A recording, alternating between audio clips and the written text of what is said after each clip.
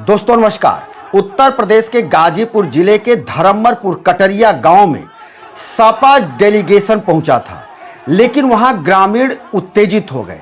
ग्रामीणों ने सपा डेलीगेशन के नेताओं और कार्यकर्ताओं को घेर कर जमकर पीटा और दौड़ा दौड़ा कर उनकी पिटाई की, जिसमें लगभग 6-7 विधायक घायल हो गए, पूर्व मंत्री घायल हो गए, उनके सर फट गए। वहीं दोनों तरफ से जब पथराव शुरू हो गया तो बीच बचाव करते हुए पुलिस के कई कर्मी घायल हुए, जिसमें करंडा थाना के एसओ और गाजीपुर के एक एसओ के घायल होने की खबर है, जिसमें उनको गंभीर चोटें आई हैं। तो इस तरह से ग्रामीण उत्तेजित हो गए थे, और ग्रामीण इसलिए उत्तेजित हो गए थे कि उनको धरमरपुर कटरिया यानी उसी गांव का प्रधान प्रतिनिधि आशु सिंह ने भड़का दिया था। आशु सिंह ग्राम प्रतिनिधि है ग्राम सभा का, यानी जो ग्राम प्रधान है वो महिला है, और उन्हीं का वो बेटा है आशु सिंह, जिसने आग में घी का काम किया। और वहां पर जो सपा डेलीगेशन पहुंचा था और ग्रामीणों के बीच जमकर वहां मार पिटाई हुई, दोनों तरफ से लाठी, डंडे, चप्पल, जूता, थप्पड़ सब चले, जिसमें तमाम लोग घायल हो गए। लेकिन यह सब हुआ क्यों? वजह क्या है? कारण क्या है? ये नौबत आई क्यों? तो इसके पीछे की कहानी यह है कि धरमरपुर कटरिया गांव में एक निशा विश्वकर्मा नाम की लड़की, जिसकी उम्र 15 से 16 वर्ष, आरोप है कि उसका प्रेम प्रपंच चल रहा था गांव के ही हरिओम पांडे के साथ। हरिओम पांडे के साथ उसका प्रेम प्रपंच था, लेकिन 14 और 15 अप्रैल के रात निशा विश्वकर्मा की डेड बॉडी गंगा पुल के नीचे, यानी जमानिया के तरफ जाने वाले गंगा पुल के नीचे पाया गया। उसके बाद से यह आरोप प्रत्यारोप शुरू हो गया। उसकी मौत को कुछ लोगों ने आत्महत्या बताया, तो कुछ लोगों ने हत्या बताई। तो वहीं परिजनों का कहना था कि उसके साथ गैंगरेप किया गया और उसके बाद उसकी हत्या करके पुल के नीचे फेंक दिया गया। यह आरोप प्रत्यारोप शुरू हो गया। इसके बाद उस युवती का पोस्टमार्टम रिपोर्ट आया। पोस्टमार्टम रिपोर्ट में दम घुटने से मृत्यु बताई गई, डूबने से मृत्यु बताई गई पानी में। लेकिन घर वालों का, उसके परिजनों का और लोगों का यह कहना रहा कि नहीं, ये गलत है और उसका रेप किया गया है, उसके साथ सामूहिक दुष्कर्म किया गया और उसके बाद उसकी हत्या कर दी गई है। यह कहना है उसके परिजनों का। जिसके बाद ये पूरी राजनीतिक रंग ले लिया ये मामला। लेकिन साथ ही निशा विश्वकर्मा के पिता सियाराम विश्वकर्मा ने करंडा थाने में ये रिपोर्ट दर्ज कराई, नामदर्ज रिपोर्ट दर्ज कराई गांव के 2 युवाओं के खिलाफ, जिसमें से कि पुलिस ने कार्रवाई करते हुए हरिओम पांडे को उठा लिया, गिरफ्तार कर लिया। हरिओम पांडे को जेल भेज दिया गया उधर, और दूसरे की गिरफ्तारी अभी नहीं हो पाई। लेकिन इसी बीच इसको पूरी तरह से राजनीतिक रंग दिया गया, और राजनीतिक रंग केवल एक किसी पार्टी ने नहीं दी, बसपा ने भी इसको राजनीतिक रंग देने का प्रयास किया। समाजवादी पार्टी की तरफ से भी इसको एक राजनीतिक रंग दिया गया। अभी हम बताएंगे कि सपा सुप्रीमो, जो सपा के सुप्रीमो हैं अखिलेश यादव, उन्होंने क्या कहा है उसको भी बताएंगे। भीम आर्मी और भारतीय जनता पार्टी सभी टूट पड़े, लेकिन भारतीय जनता पार्टी जो उत्तर प्रदेश में सत्ता में है, उसने अपने काम का सही ढंग से निर्वहन नहीं किया। यह हम इसलिए कह रहे हैं कि अगर उस युवती की मौत हुई तो सत्ता पार्टी के तरफ से, सत्ता से वहां किसी अधिकारी को पहुंचना चाहिए, किसी जनप्रतिनिधि और मंत्री को पहुंचना चाहिए था, और कुछ कंपनसेशन उस परिवार को देना चाहिए था, जो सरकार के तरफ से नहीं किया गया। और हालात इतने बिगड़ गए कि आज वहां मार पिटाई, दोनों तरफ से पत्थरबाजी, वहां पूरा गुरिल्ला युद्ध शुरू हो गया, जिसमें कई पुलिस वाले घायल हुए, कई नेता घायल हुए। हॉस्पिटल में भर्ती कराया गया है पूर्व मंत्री सियाराम विश्वकर्मा को। अब यह समझ लेना बहुत जरूरी है कि सत्ता के तरफ से क्यों नहीं कोई आगे आया, सरकार का प्रतिनिधि क्यों नहीं वहां गया, और ये भीम आर्मी इसको राजनीतिक रूप क्यों देने में जुटा है। वही समाजवादी पार्टी के मुखिया और सपा के लोग भी राजनीतिक रोटी सेक रहे हैं।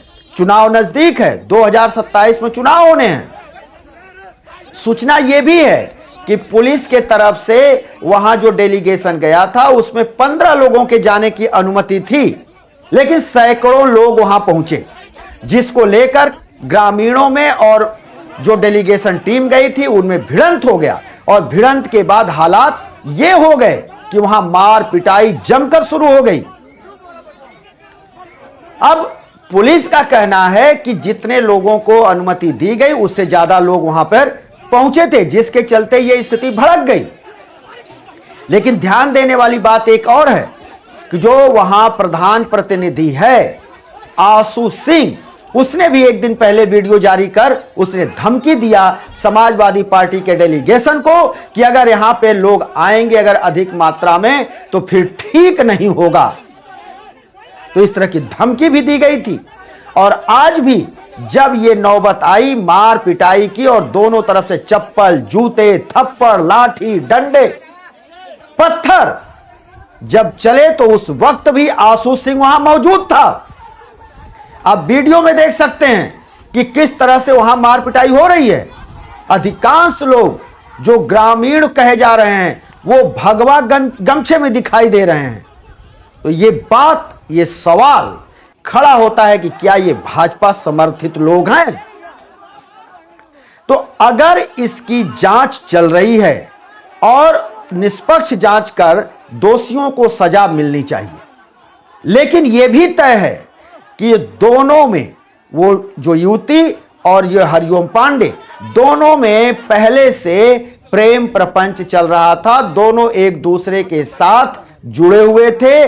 और यही वजह था कि जिस रात्रि को उसकी मौत की बात की जा रही है उसी दिन देर रात्रि तक जब वो लड़की अपने घर नहीं पहुंची तो उसके परिजन सीधे हरिओम पांडे के घर गए पूछने के लिए। अगर दोनों के बीच संबंध नहीं होते तो हरिओम पांडे के घर लड़की के परिजन क्यों जाते। और जब वहां गए तो हरिओम पांडे के तरफ से खुद इस बात को स्वीकार किया गया कि मेरे घर आई थी लेकिन मैंने उसको घर जाने के लिए कहा और ले जाकर के उसको रास्ते में एक बरगद के पेड़ के नीचे हमने छोड़ दिया। लेकिन उसी जो वो बात कह रहा है उसी रात के दरमियान की ये घटना है। यह भी बताया जा रहा है कि जिस पुल, गंगा पुल के नीचे उसका शव मिला, वहां गंगा पुल के ऊपर कुछ कपड़े और चप्पल वहां पर मिले, जिसके चलते उसकी शिनाख्त हो पाई। अब इसको लेकर तरह तरह के चर्चाएं हैं। वहीं राजनीतिक पार्टियां लगातार इसको तूल दे रही हैं और कह रही हैं कि पोस्टमार्टम रिपोर्ट गलत है, लड़की के साथ गैंगरेप हुआ है और गैंगरेप में ये जो लड़के हैं इनके खिलाफ पॉक्सो एक्ट लगाया जाए। इसी को लेकर ब्राह्मण समाज में और जो सवर्ण समाज है वो कह रहा है कि फंसाया जा रहा है, लेकिन निष्पक्ष जांच होनी चाहिए। क्या कौन फंसा रहा है, नहीं फंसा रहा है, इसमें इस तरह की बात नहीं आनी चाहिए। निष्पक्ष जांच होना चाहिए, क्योंकि किसी की जान की कीमत होती है। अगर उसकी हत्या हुई या आत्महत्या की या फिर उसके साथ गैंगरेप हुआ तो ये तीनों ही दृष्टि से जांच जरूरी है और पारदर्शी जांच भी होना चाहिए। ये न लगे किसी को कि जांच में प्रभावित जांच है और एक पक्षी जांच किया गया है। अब इसके तह में एक बात और है, ये सब बवाल बढ़ा क्यों? बवाल बढ़ने की वजह सोशल मीडिया है। कहा जा रहा है कि सोशल मीडिया पर जब ये खबर 14-15 के बाद जब ये चलने लगी तो उसमें सीधे ब्राह्मण समाज को टारगेट किया गया और ब्राह्मण समाज के लोगों को गंदी गंदी भद्दी भद्दी कमेंट से उनको नवाजा गया और पोस्ट किया गया ब्राह्मणों के खिलाफ, और ऐसे ऐसे शब्द लिखे गए जिनको हम अपनी वीडियो में यहां नहीं बता सकते और न उनका जिक्र कर सकते। और कहा जा रहा है कि इसी के बाद यह मामला गर्माता चला गया और तो और राजनीतिक पार्टियां आग में घी डालने लगी। उसमें बसपा के लोग भी शामिल हैं, उसमें भीम आर्मी भी शामिल है, उसमें समाजवादी पार्टी भी शामिल है। लेकिन एक बात और बता दें, भारतीय जनता पार्टी भी उतनी ही शामिल है जितनी कि अन्य पार्टियां इसमें शामिल हैं।